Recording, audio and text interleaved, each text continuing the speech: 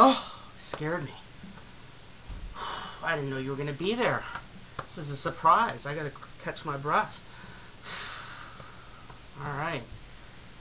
I'm just fooling you. You know I'm just fooling you. My name is Dr. Nick. I'm coming to you from the Detroit area. Hope all of you are doing well.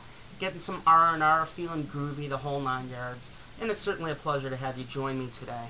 And this is a very important topic, especially for parents. And the reason I say it's important is because parents will often come up to me after conferences and they'll say, you know, I just want to ask you this in private. When is it appropriate for me to tell my son or daughter that he or she is on the spectrum? I just don't want to do it too early or too late, or, you know, when's the right age? And I almost get the sense when they ask me these questions that they want me to nail it down for them. They want me to get specific. It's when they turn 9, or it's when they are of driving age, or it's when they, you know, graduate college. And I always have to give them an answer that they're not satisfied with, and that is there is no one right age. That's just the truth. All children, even children on the spectrum, have different levels of maturity, different levels of self-awareness, and these are things we have to keep in mind. The most important thing, though, that I think we have to keep in mind is how much the child is internalizing his or her differences. Because the truth of the matter is that every child at some point in time on the spectrum is going to get to that point where they're going to realize that they're different. I went until all the way to be 27 until I knew what was different about me.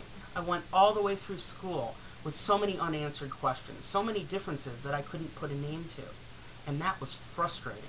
The fact that I didn't have that many friends, the fact that I didn't get invited to that many parties, the fact that I had totally different interests from everyone else. I listened to Tommy Dorsey, Jimmy Dorsey, the Beatles, Count Basie, Sinatra. All my peers were listening to Green Day and Metallica and Rum DMC. I think I pronounced that right. I didn't have an interest in any of those things, and I knew it. I felt like I was an odd duck. And a lot of kids on the spectrum get to the place where they feel like odd ducks. And at that point in time, they're probably going to come to you and say, Mom, why am I so different? Why am I never getting along with my teacher? You know, there's often authority problems with people on the spectrum because sometimes the authority figures will tell those on the spectrum to do things that don't match with an Aspie's logic, and so they can butt heads. Why am I never getting invited to parties? Why am I feeling like such a geek? Everybody calls me a geek. So when a person gets to that place, I really feel and believe with all my heart that it's incumbent upon a parent to explain in a compassionate and informative way what an Asperger's diagnosis represents in the life of a child. And let me tell you something. If I had this knowledge about myself when I was 10, 11, 12 years old, I would have had a so much easier adolescence than I had. And I'm not saying my adolescence was horrible. Believe me, there were good things about it. But just having that self-esteem to know that I belong in an elite group. There are people like Einstein, Mozart, Beethoven, Dan Aykroyd. I'm a part of this group. That would have made me feel special. Now, obviously what we don't want to do is we don't want to inflate a child's ego to the point where they become a prima donna. That's absolutely a goal that we want to avoid. But it's imperative that the Asperger diagnosis is a self-esteem enhancer. It needs to be. Otherwise, what we're really doing is demoralizing a child and relegating them to a life without their consent of misery. And we don't want to do that. That's not what an Asperger diagnosis should represent.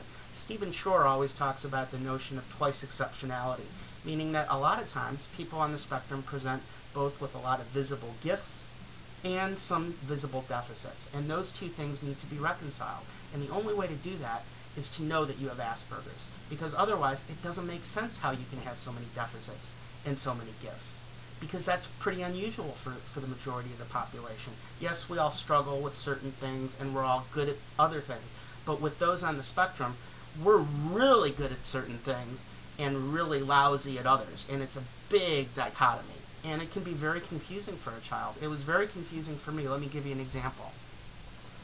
As I've mentioned on other videos, I was a pretty good tennis player. But at the same time that I was a good tennis player in high school, I couldn't even tie my shoes.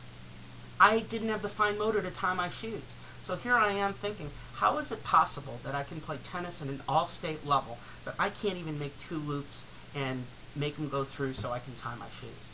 All right? And it wasn't that I wasn't trying. I was trying my damned best. but I just couldn't do it. And so once I got that piece of information at age 27 that yes, this is Asperger's, that made sense. And you know what? I didn't blame myself for it.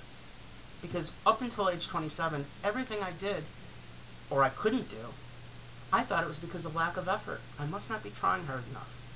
It must be a problem with me. It must be lack of motivation, etc., etc.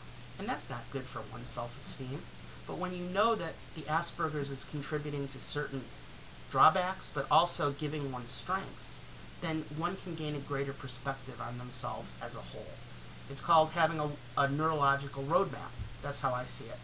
And so I think that the diagnosis needs to be presented in a very balanced way, where a parent or a therapist, if you think your child might listen better to a therapist than to you, I think maybe a therapist could be the right person to talk to your child about the strengths of Asperger's, such as the incredible concentration abilities, great long-term memory, ability to focus on certain topics of interest. These are real assets. Our society would be a much less creative, artistic, scientific society without people with Asperger's in the world. And people on the spectrum need to know that. They need to know that their presence is valued. And so that's got to be reinforced, I think, even at an early age. And so I think if it's presented in a balanced way, children can really get the most out of it and can understand themselves so that they don't have to go through many years of adolescence and young adulthood in confusion. This is a topic that's very important to me because, let me tell you, I think I would have saved myself many years of heartache had I had this information as a young child, possibly even an adolescent. So I appreciate you watching this video. I'm sure I'll be talking more about self-disclosure in the future. If you have any comments, please leave them.